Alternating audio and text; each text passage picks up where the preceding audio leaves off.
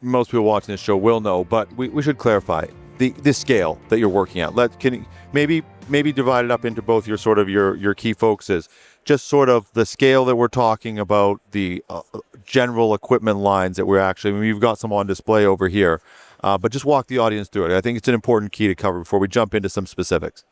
So we have some equipment here, the gyratory crushers right there. So it's end to end, right? From an entire mineral processing circuit, from crushing to grinding to flotation, filtration, of course, I forgot to say thickening, and of course the pumps that go with it.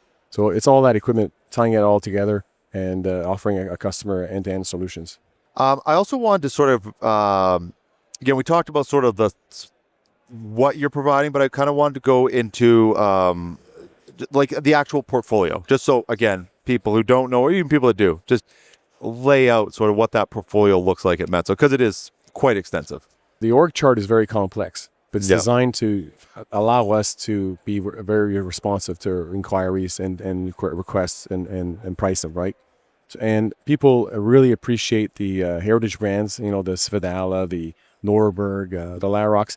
Those products are always there. When Autotech came into the fold, what was that? I mean, that must have changed the game. I mean, it almost changed the industry in a way. But you were coming from the Autotech side. You started with Metso, right? I started with Metso. Yeah, you started with Autotech. So maybe if you could speak to that, how things changed, and then maybe from your side as well, actually. So that was a big merger, right?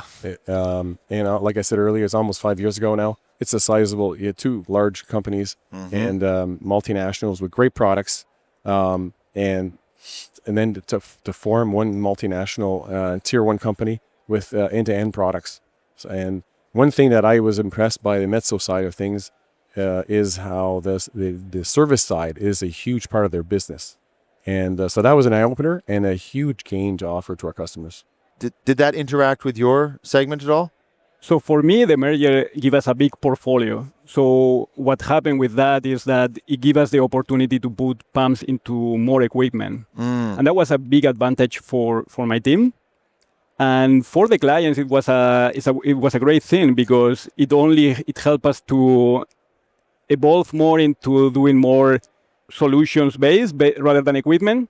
And we are trying to evolve to be more solution provider. Because you're now looking at it from a more holistic perspective, so now the solution can sort of connect. Yeah, because imagine you are providing the equipment and something happens. It's like, well, I don't know what's happening around it. Right. But we want to look to what's around the equipment. And other aspect that is important is that for me, this Metso in the merger and all the technologies, it's a continuous learning process because you are adding technologies, you are adding companies, you are adding new equipment, and you need to really keep up to date with everything that is happening.